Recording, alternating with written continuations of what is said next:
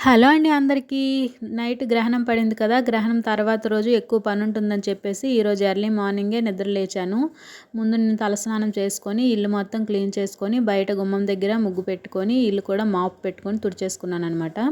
ఇంకా దేవుడి గది అయితే క్లీన్ చేయడం మొదలుపెట్టాను. దేవుడి గది క్లీన్ చేయడానికి నాకు 1½ అవర్ వరకు టైం పట్టిందండి.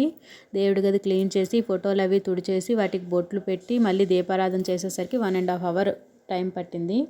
దేవుడి పటాలకి బొట్లు పెట్టడం కోసం అయితే గంధము ఇంకా కుంకుమ రెడీ చేసుకున్నాను. గంధంలో కొద్దిగా వాటర్ వేసి తడుపుకొని ఇలా ముందు గంధం బొట్లు పెట్టి దానిపైన కుంకుమ బొట్లు పెడితే ఎన్ని రోజులైనా బొట్లు అలాగే ఉంటాయండి. చాలా నీట్గా కనిపిస్తాయి. మా ఇంట్లో ఉన్న పటాలన్నిటికీ కూడా నేను ఇదే విధంగా బొట్లు పెడతాను. మరి మీరు అందరూ కూడా గ్రహణం తర్వాత రోజు ఇలాగే దేవుడి గది క్లీనింగ్ చేసుకుంటారో లేదో కామెంట్ చేయడం మర్చిపోవద్దు. ఇంకా మా ఇంట్లో అయితే ఎక్కువ దేవుడి ఫోటోలు ఏమీ ఉండవు కాబట్టి నాకు తొందరగానే అయిపోయింది పని. అదే మా అమ్మ వాళ్ళ ఇంట్లో అయితే దేవుడి పటాలు చాలా ఎక్కువ ఉంటాయండి. చాలా అంటే మొత్తం దేవుడి గది నిండా ఫోటోలే ఉంటాయి అన్నమాట. వాళ్ళకి దేవుడి గది క్లీనింగ్ చేసేసరికి ఒక పూట పడుతుంది. ఎంత తొందరగా చేసినా కూడా ఖచ్చితంగా ఒక పూట అయితే పట్టేస్తుంది.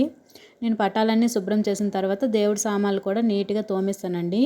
మళ్ళీ ఈ సామాన్లన్నిటికీ బొట్లు పెట్టుకొని చిన్న విగ్రహాలు ఉంటాయి కదా, లక్ష్మీదేవి, వినాయకుడు, శివుడు, ఇవన్నీ కూడా నీట్గా కడిగేసుకొని శుభ్రంగా పొడి క్లాత్తో తుడిచేసి వాటికి కూడా బొట్లు పెట్టేసి ఎక్కడవక్కడ సర్దేశాను అనమాట. ఇంకా దేవుడి గది అంతా శుభ్రం చేస్తున్నట్టేనండి. ఇంకా పూజ అయితే ఎప్పటిలాగానే నిత్య దీపారాధన చేసుకుందామని చెప్పేసి అయితే అన్నీ సర్దేసుకున్నాను. దీపం పెట్టేసుకొని ఇంట్లో అరటిపళ్ళు ఉంటే అవే నైవేద్యంగా పెట్టుకున్నాను అనమాట. మొత్తానికైతే ఈ రోజుకి నా దీపారాధన ఇలా కంప్లీట్ అయిపోయింది. మామూలుగా అయితే నేను పిల్లలు స్కూల్కి వెళ్ళిన తర్వాత దీపం అది పెట్టుకుంటాను. కానీ గ్రహణం కదా, ముందు దేవుడి గది శుభ్రం చేసిన తర్వాతే వంట చేద్దామని కొంచెం ఎర్లీగా లేచి దేవుడి గది పని అంతా పూర్తి చేసేసరికి 6:30, 7 అయిపోయిందండి.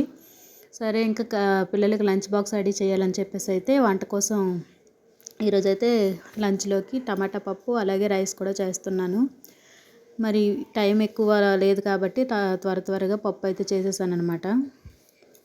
మా పిల్లలకి పప్పు అంటే చాలా ఇష్టం అండి. పప్పు అయితే బాగా ఇష్టంగా మొత్తం లంచ్ బాక్స్ అంతా కంప్లీట్ చేసి తీసుకొస్తాడు. ఇంకే కూరతోనైనా పెట్టానంటే సగమే తింటాడు. ఇంకా స్కూల్కి టైం అయిపోయిందని చెప్పేసి స్కూల్కి అయితే వెళ్ళిపోతున్నాడు.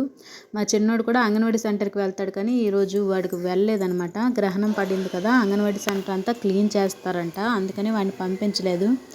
ఇంకా స్కూల్కి వెళ్ళిపోయిన తర్వాత ఇంట్లో గిన్నెలు అవి తోమేసి బట్టలన్నీ కూడా వాషింగ్ మిషన్లో వేసేసాను అనమాట.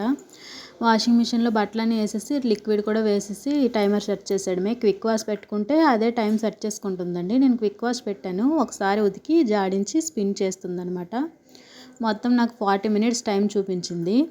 40 మినిట్స్ అయ్యేసరికి అదే ఆటోమేటిక్గా ఆగిపోతుంది. ఇది ఫుల్లీ ఆటోమేటిక్ వాషింగ్ మిషన్ కాబట్టి ఒకవేళ మధ్యలో పవర్ కట్ అయినా కూడా అదే ఆటోమేటిక్గా ఎక్కడైతే ఆగిపోయిందో మళ్ళీ పవర్ వచ్చిన తర్వాత అక్కడి నుంచి స్టార్ట్ అవుతుంది.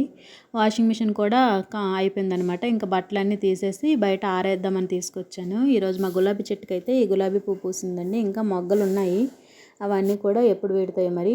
పువ్వులు చెట్లుకుంటేనే అందమండి, తీసిన వెంటనే వాడిపోతాయి, అందుకని నేను పెద్దగా తీయను. బట్టలన్నీ కూడా ఆరేసేసాను అనమాట. ఈరోజు ఎండ కూడా బాగానే ఎక్కుతుంది.